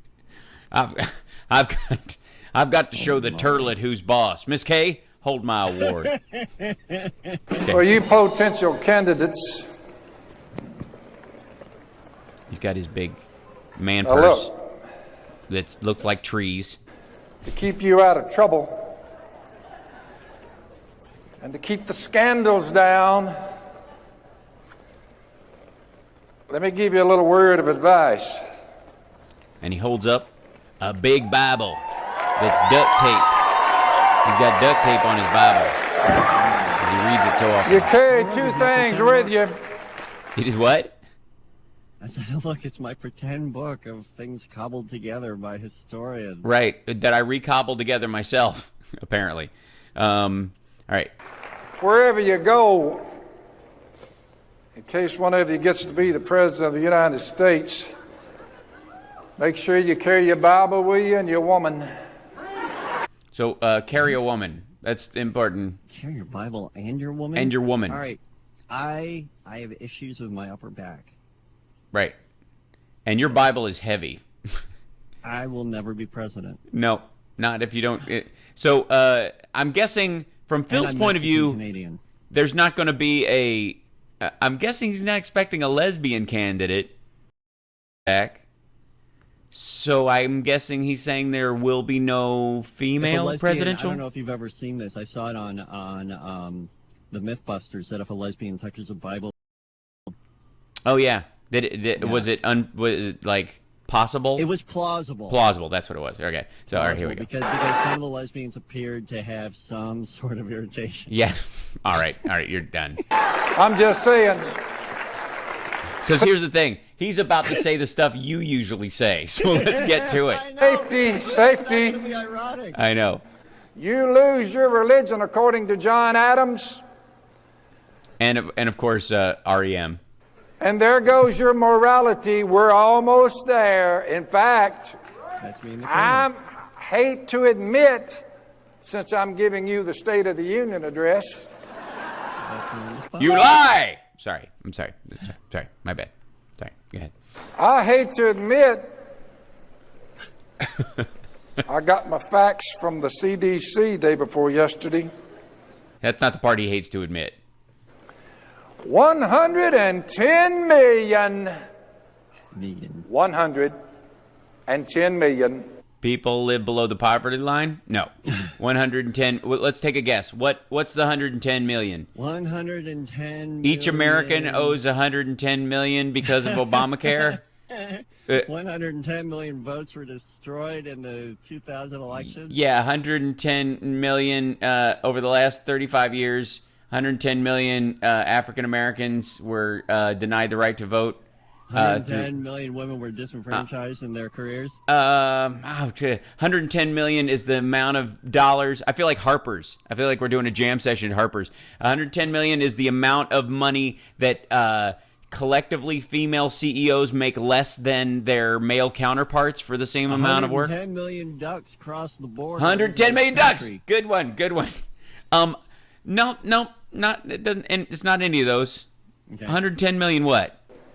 Americans now have a degree because of the president's program have food security because of SNAP and food stamps. I gotta see, what is it, Phil? Sexually transmitted illness. I'm sorry. 110 million Americans. The old STI. Yeah, he went STI, a sexually transmitted illness. And by the way, he's reading that out of his Bible. He opened his Bible and his notes are in it. I haven't seen that Bible. That one might not burn lesbians. Yeah. Well, it certainly would explain the Red Sea. All right, wait 1 second. 110 million? I'm looking at it and I said,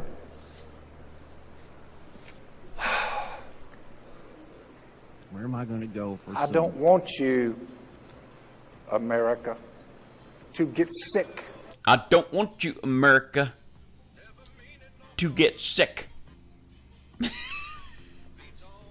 110 million. It was born, which is just rude. Why would you charge a baby with a crime?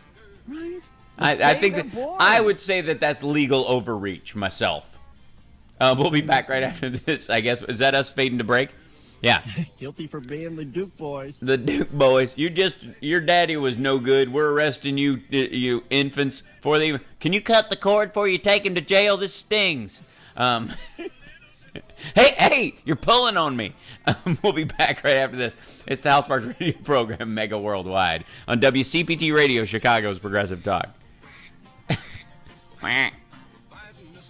Like two modern-day Robin Hoods. Yeah.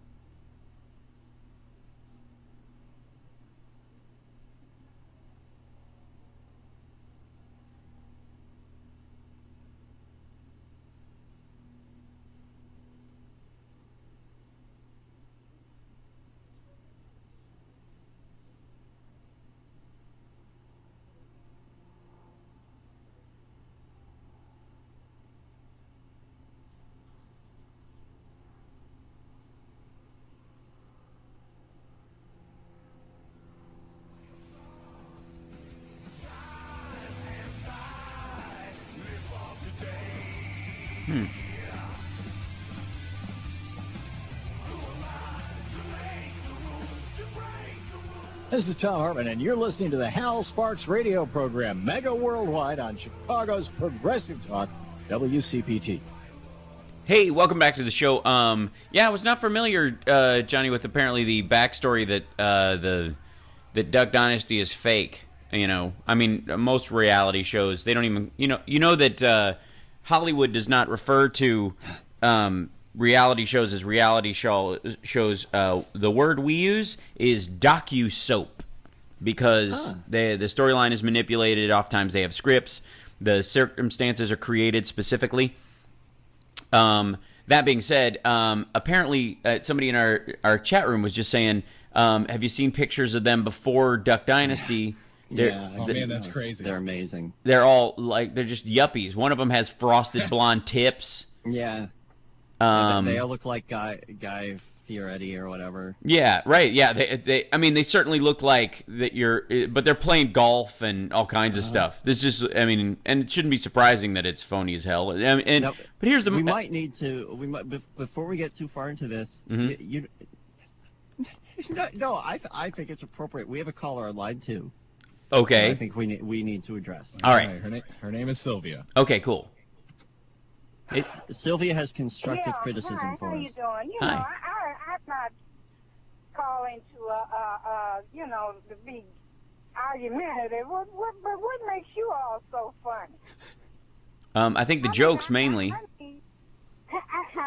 I think the jokes mainly. The joke? Oh, I haven't heard a good one yet. Well, it's, comedy is subjective. I understand that. Do you have a good joke you want to tell us so we know what your sense of humor is? I have a joke. Well, I want to just make my point and get Go on ahead. to somebody. Sure, I don't doubt it. Go ahead. And when it comes to the scriptures, you what is called a scoffer. Did the scriptures would refer to me as a stalker? A stalker. A scoffer. A scoffer. Oh, I scoff it. I see. No, I didn't say a scoffer. One who ridicules. Oh. Was I ridiculing the scriptures, or was I ridiculing people for their misrepresentation of the scriptures? Well, are you allowed to do that? Like if somebody said to you, the Bible says... You still can get you a Bible and read it for yourself. I've read it twice. I was baptized when I was 11. I'm no longer a Christian because of my thoughts, not because of ignorance. No, well, that does, your thoughts do not make you a Christian, and they do not make you not be a Christian. What makes you a Christian is Christ himself. He is your example. He did not disappoint. He died for you. That and 7 herbs and spices. Religious, the guy on Duck Dynasty. Uh-huh. He didn't die for you. I didn't die for you. He could, though. You found the one that died and rose from the dead. I would. Well, I appreciate your faith, and I certainly welcome you. Welcome your faith and your belief in it. I personally, and I will try to explain this to you as kindly and directly as I do. I have a real problem with anyone dying for my sins. My sins are my responsibility, and human sacrifice will never take them away. I would never ask anyone, especially someone innocent of a crime of any sort, or someone who came to earth with a beautiful message to tell people to love each other, to die on my behalf. I do not accept that as punishment. I would not ever transfer my sins onto another human being. I find that to be morally reprehensible. I don't think you can let another person die for your sins.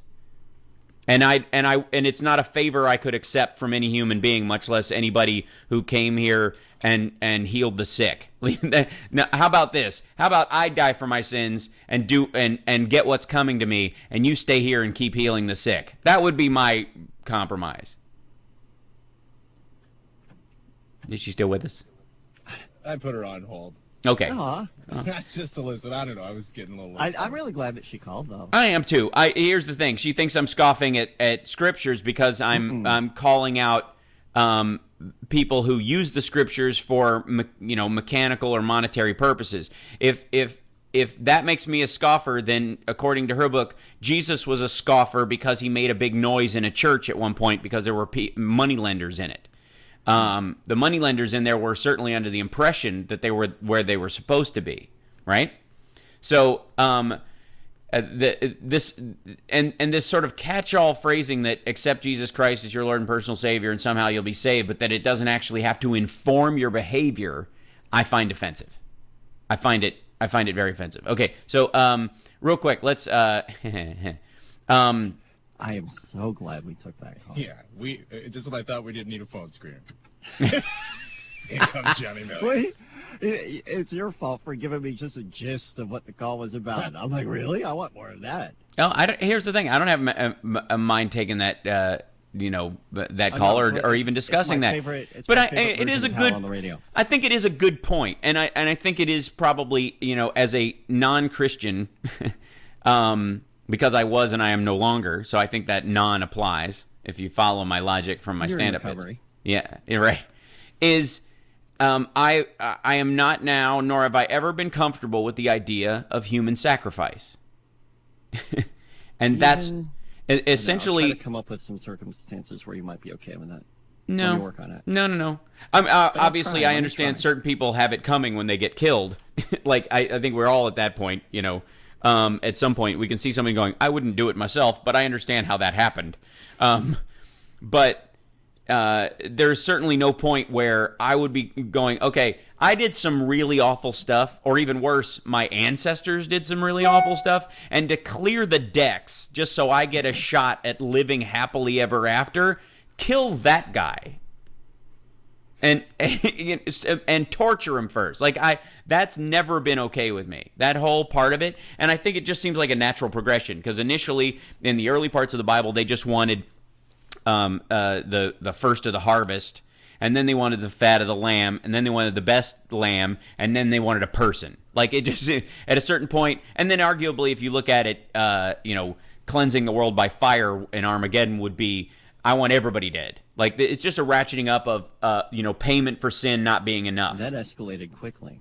It did. I mean you go from we had to give the best of our crops and put them up on a hill and they just kind of vanish. I don't know who's eating them, but the priests are all getting fat while the rest of us are getting skinny. But they're the ones telling us to put the best food up over there and to honor God, and then it all goes missing in a couple of days, and they've got loaves and loaves of bread all of a sudden, or what have you. And I still have my joke. Yes, go ahead. All right. The snail is walking to. This is going very well so far. A snail. Stop me if you heard this one. Snail, and he gets mugged by a group of turtles. A gang of turtles. They knock him down and they take all his money and they knock him out. Then the snail police come up and they say, all right, can you tell us what happened? And he says, I don't know. It all happened so fast. I'm not. I hope Sylvie's laughing. Yeah, I liked it. I liked it. For one, I thought it was terrific, and I think you've got a great future ahead of you writing for highlights for kids in dentist's office. Which is probably where you stole that from. I might have gotten it from and you know what? To this woman's this woman's point when she was calling in, here's Franklin Graham on Fox News. Let's play a little bit of this. So why is that not playing? It's not playing it. I don't know why. Come on, Franklin. There's no. Now's your chance. Franklin's always begging to be on. He the show. is. I don't know what's going on. That's weird. I am somehow not getting audio from this guy. I think it's God. Oh, it is. God doesn't want Franklin Graham to talk on two different stations at the same time. Essentially, he came on and he said that the Obama administration is infiltrated with Muslims. And when O'Reilly actually pressed him on, like, who? Do you have names of people? He went, no, I've just heard it, and I know that it's true. And he goes, I want you to know that we love the Muslims, and we just have a message for them that they need to accept Jesus Christ as their Lord and personal Savior. I'm like, that's your message for everybody, and that doesn't that you don't love Muslims. You may say, I love all human beings, and I want all human beings to accept Jesus Christ as your Lord and personal Savior. That's a statement. You don't love Muslims because if they accept Jesus as Lord and Savior, they're not Muslims anymore. Ta-da! So, bit of a hang-up on that one. Okay, back to Sarah Palin. Second, allow vets who are re-entering the civilian workforce, let them use the skills that they learned in the military. Today, say a vet with superb computer or mechanical skills. Often, they have to go backward. They have to go back and take classes to get a paper degree or paper certificate to slap on the wall that says, okay, now I'm certified in a field that they already knew. Let them test out, and their military certification can transfer over. Common sense. Yeah. See, after her big crazy speech, that's a reasonable thing. It's one of the first times she said common sense, and it actually followed something that was common sense. Wouldn't you say? Wouldn't you? I mean, in all honesty and in all fairness to Sarah Palin, that is a very reasonable piece of advice. Oh, I couldn't agree with it. It is a policy shift that I would support. If there was a bill put forth in the House, I would support it as much as any other bill I have supported to make that modification. And I would support it wholeheartedly, and not just because it's already been presented by the Obama administration as part of their strategy to end veteran homelessness 3 years ago. She's telling a room full of conservatives that the House that put a hold on that very change should let that through, like she came up with it. She's actually advocating for an Obama policy right there. They do it all the time. Yes! Common sense. And then when Obama agrees with them, they freak. Yeah. Well, I mean, if anybody, I mean, they never, if you notice, they never bring up the Obama administration's, plan to end veteran homelessness ever. Because, quite frankly, there are two reasons. One is, at the heart of it, they believe, I think, that if you're homeless, you deserve it.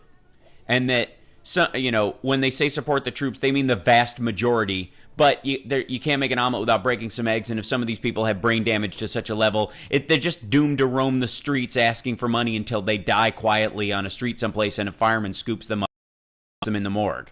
And that's the plan for veteran homelessness from Sarah Palin and the entire CPAC crowd. They couldn't give less of a damn.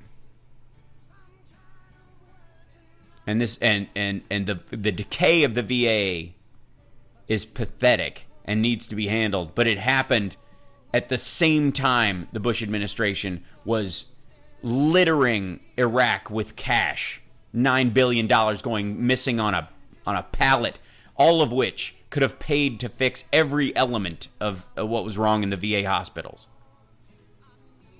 It's gross. I know you do. Let's take a break. When we come back, it'll be time for the happy ending. That's right. Yes, we need it today. It's good stuff. Because apparently 110 of us are all going to get sick from the VD. Save us, Phil Robertson. Save us, you phony yuppie you. All right, we'll be back.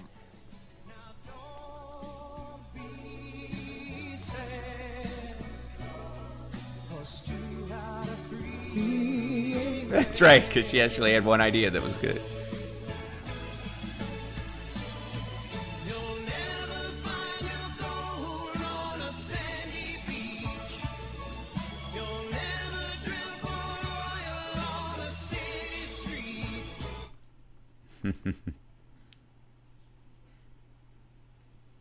Yeah, I'm, and maybe the chat, you guys can help me crack this, but other than being kind of your run-of-the-mill, you need Jesus moment, I'm not quite sure what her point was, why we're making jokes about stuff. Because she thinks by making fun of this guy's idea of what the Bible says, and how it should be administered, we're making fun of the Bible itself. And I don't have a problem doing that. I think religious documents, especially ones that have been heavily edited, are open for scrutiny, able to withstand whatever verbal assault they may get. Hey, Hal. Yes. Do you want to just go right into the happy ending? I think so. Do we have a call or? Nope. Okay, great. Block them now. Excellent. Great. Yeah, let's go straight into our happy endings. Cool. I got the Garfunkel and Oates song. Excellent. Ow. All right. Oh, and hey, man, thanks for letting me put you as a reference, dude. That's awesome. Of course. Dude, anytime. If I lose you, I'm going to take it back, though. I'm going to call him and tell him you're drunk. Oh, my God. Yeah. But then, they might.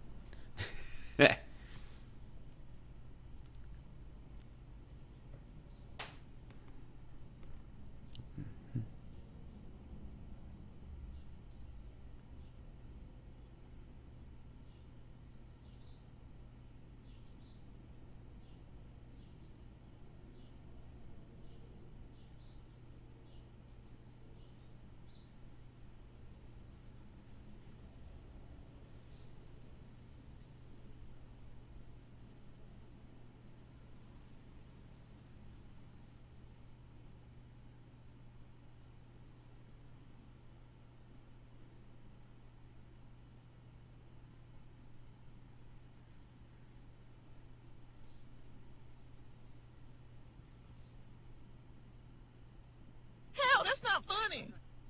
What? What happened? I don't get what y'all doing. That ain't funny. What's funny about what you're doing? Welcome back to the Hal Sparks radio program, Mega Worldwide. It's now time for the happy ending. I am happy, you are happy, let us be happy together. Whether the weather is cloudy or sunny, I will always be your funny honey bunny. I am lucky, you are lucky, let us get lucky together. Whether the weather is cloudy or breezy, I'll be there to say, hey, come on, let's take it easy. 'Cause isn't it nice to have the friends that you do? And isn't it nice that the sky is so blue? And isn't it nice to say I love you, chicka chicka choo choo? Woo! I thought that was lovely. Just got right out on that. This is a and it's interesting because in discussing the entire Walmart issue. So if those of you who don't know, Walmart is raising the wage for all of their workers. Apparently, and this will have an impact across a lot of other arenas. For one, because it will now make it so that people will want to work there rather than Target, rather than whatever, all the other brands that are similar, Dollar General stores and whatnot. If you can shift over and get a job over there, that becomes the place to go, which is another way of stealing functioning workers from other stores and putting. Now that they put the mom and pops out of business, you can put the middle road out of business, you can kind of use it as a way to poach workers. So like I said, I'm glad they're doing it, but it's not like they did it out of just an act of goodness. But apparently it's made a ripple across. But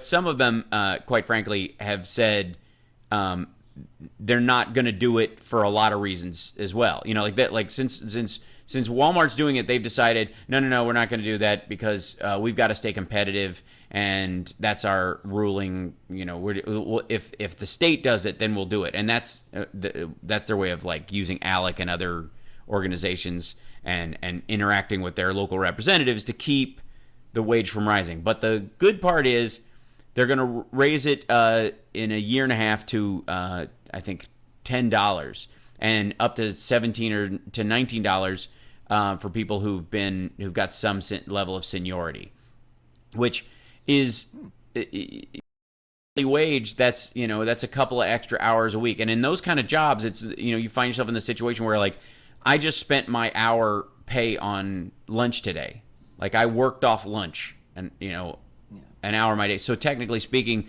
I had 2 hours of not working today. The hour I ate lunch and the hour that I paid for it. And so much of that can shift through minor things. I will continue to push for a millicent tax on all trades in the Dow and in the NASDAQ and all that. I think that is an incredibly important thing and would be almost invisible to most regular investors. But this is a start for that. So, and do you guys have one? I don't know where we're going to start if you have one. Dennis has a happy ending? Yeah, okay. Yeah, I got two of them. The first one, real quick, Carl called in from Chicago, and he had some stuff he wanted to say, but then he was on hold, then he just called back, and he said, Hal's nailing it perfectly. So good. Yeah. And the other one, Bill Nye. Did you hear about Bill Nye? He went and recently visited a kid in school, middle school student who has autism, and a huge Bill Nye fan. Mm-hmm. And he went to the middle school and met him. Oh, that's great. And talk to him. So yeah, there's a kid on a TED Talk, and he's just recently, and he's talking about astrophysics. He's 12 years old. He graduated from university when he was 11 or something silly, and he was diagnosed with like the highest stage of autism there was. When he was like he couldn't communicate with him, he wouldn't speak, and he said the thing they didn't understand was, it's not that I didn't hear them, it's just that my brain was too busy working on other stuff, and what he was looking at was refractions. He would see like his face in a puddle, and then he would look where the light was bouncing off of another thing that would land in the puzzle, and his brain was constantly making those connections. And that's the kind of brain that when you're growing a brain like the kind that can graduate college at 11, that's kind of what it does in the beginning sometimes. His parents, to their credit, didn't over-medicate him and make him wrong about it. They just solved it through special education. They made sure he had a type of education that protected him in that way. So anyways, the kid's super articulate now, gave a TED Talk about it. I'll post the TED Talk on my Twitter feed because it's just fantastic. Let's see, I'm almost like there's so many to do. Did you know that you dropped out there? Oh, I did? No way. I did? Only time. Yep, it's the only time. And I was so brilliant. It's so sad. You're going to have Mine is really short. I was trying to look for something to do with the Oscars, and so my happy ending is to never Google John Travolta happy ending. I forgot about all that nonsense. Okay, here's another happy ending, and this is kind of positive business related. The lovely people at Vega who do the vegan nutritional supplements, because I am trying to pack on the muscles for the end of Lab Rats, and I'm trying to do it in a vegan way. I am doing it in a vegan way. They contacted me, and they've been really. They sent me a happy package of samples of stuff, and it's been great. It's like they're really cool company. And again, you can do business and not be awful. So you'll see me retweeting them, and that's why it's not just because they sent me a box of like 3 canisters of the stuff. I can always buy my own supplements, but it's because I like what they do and I like what they're about. Similarly, the Kind people, do you know the Kind bars, Johnny? Oh yeah, you know what I'm talking about? In my pocket right now. Yeah. Is that a fact? Yeah, they have. I'm going to show it to Dennis right now. So. Yeah, I have one. They started a. I think the hashtag is kinda awesome, Wait, do you hear that? Yeah. Where'd the cat come from? Okay, everybody, I've told the story of the feral cat that I've been feeding and stuff. Yeah. And now it's talking to me. Last night, What color is it? Could you post a picture of it? I'll try to catch one. It kind of runs. I'll post a picture of Chud. Chud's the name of the cat? Chud's the name of the cat. Cannibalistic humanoid underground dweller. It lives under the house. So, I've been, like, for a long time, it was super skittish. It would just run away. Then I started feeding it. Then I was able to pet it. Last night, for the very first time, I picked the cat up and brought it in. And was able to pet it for a while. When I put her down on the ground, she literally went flat to the floor, spread her arms completely wide, put her neck on the floor, and started going, wow, wow, just totally stressed out, poor thing. But I started petting her. I started petting her while she was laying there and kind of talking to her, and she started making biscuits and purring. She started doing the hand purring and the making biscuits. Isn't that great? Oh, that's the best. Yeah. That's my favorite happy ending you've ever done. It's adorable. I'll post a picture. Nerd. Yeah. Knox, the other cat, has a house. Some people know that Knox, this neighborhood cat, came in, and for a long time I thought I was helping a homeless cat, and really it was just eating from 5 houses. This is like the most taken care of cat in the neighborhood. Those cats give homeless cats a bad name. Totally. But Chud is genuine, feral cat, but so sweet, doesn't have a mean bone in its body. Like, it tries to get down, and it knows it has to claw to get down, but it doesn't want to hurt me to do it. So super sweet cat, amazing. So anyways, petted her inside the house for the first time, and she purred and calmed down. It was really sweet. She was panting and purring at the same time. She was like, she was stressed. So stressed. Anyways, the kind people, they have a hashtag called KindAwesome. Like, it's just when you can, whenever you hand these things out, or you buy one, or you give them to a friend or whatever, there's all sorts of programs that they do. It's called the Kind Movement. If you go to their site, Kind Snacks, you'll see their kind causes. It's just really cool. There's a good way to do business, and kind is one of those things. And they taste good, and they're good for you, which also helps. They don't taste like dense health food in that regard that can put some people off. Anyways, thank you guys so much. Thank you, Johnny. Thanks to Richard Hunter for joining us today. Yeah. And thanks, Dennis, for not screening that one call. We'll see you next week after we get our tie line updated. See you next week. Bye. Bye.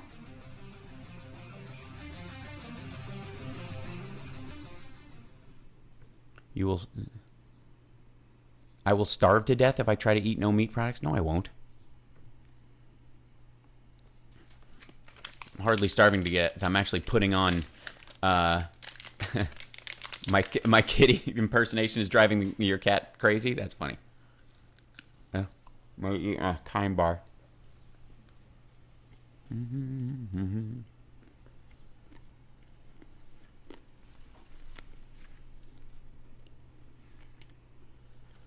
I keep waiting for the cat to come back so I can go pick her up and bring her in here.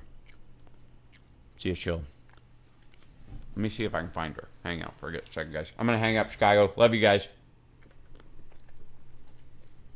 Okay, hang out for 1 second.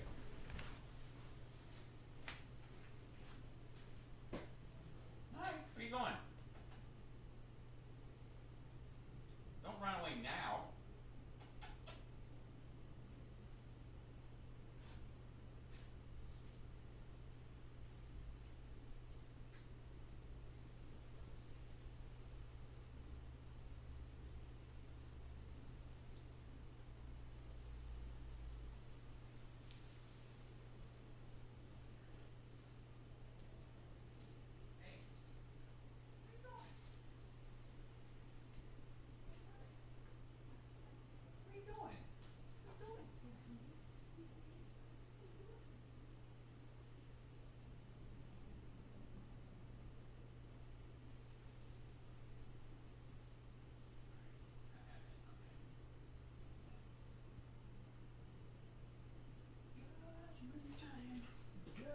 No? All right. Sorry. She's not having it right now. She's running too much. I'll get a picture and post it. I tried. Made a valiant attempt at trying to get the cat. I love chicken too much? Whatever. Chicken tastes like everything, so eat something else. Yeah, I was going to try to go get Chud, so...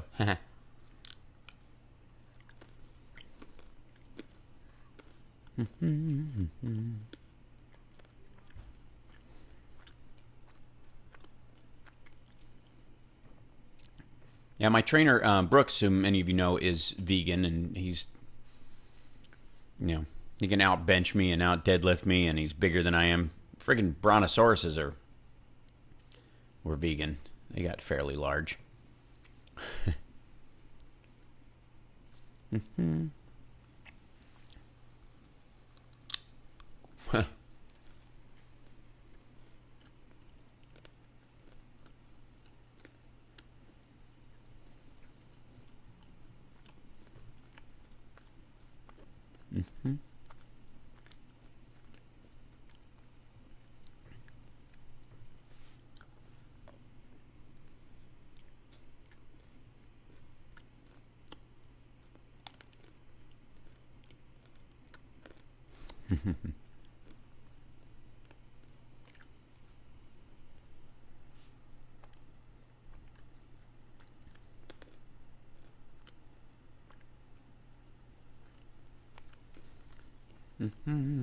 This is me chewing. This is a loud sound of me chewing.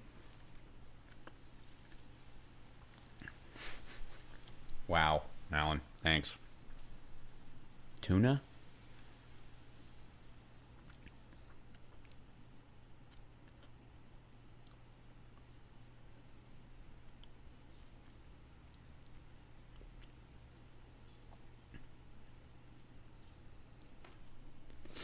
All right, well, I got to sign out. Big work to do today. Much love to you guys, and I will see you guys next week.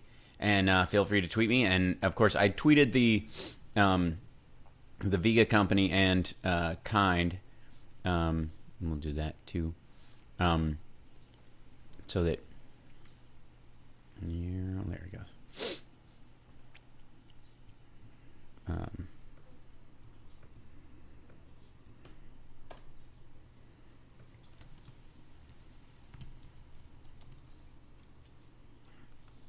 Let's see.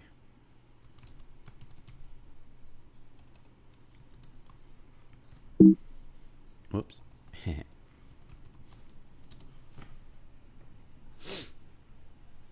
There we go. Do vegans eat fish? No. Vegans do not eat any animal products whatsoever. There's an argument about whether or not you use honey, for example, but I have no problem with that. Vegetarians will eat cheese and animal byproducts. Eggs, that's called lacto-ovo. You drink milk, you eat cheese, you eat eggs, but you don't eat meat. Anything you have to kill the thing. No, the cat can eat whatever it wants. Can't make a cat vegan. Cats will die. Cats are carnivores.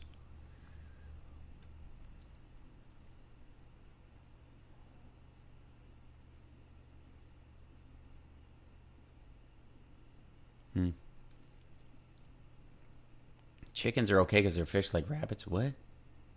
The Indian vegan you talked to was a maniac. And was not a vegan. They just weren't a vegan, you know.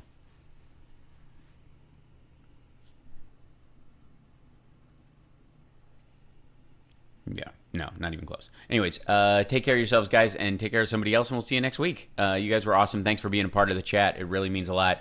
And I'm glad we got to work some of your conversation in as well. But we will see you. That's right, Michael. Well done. that's where I got Chad's name from. But we'll talk to you soon. Cheers. Bye.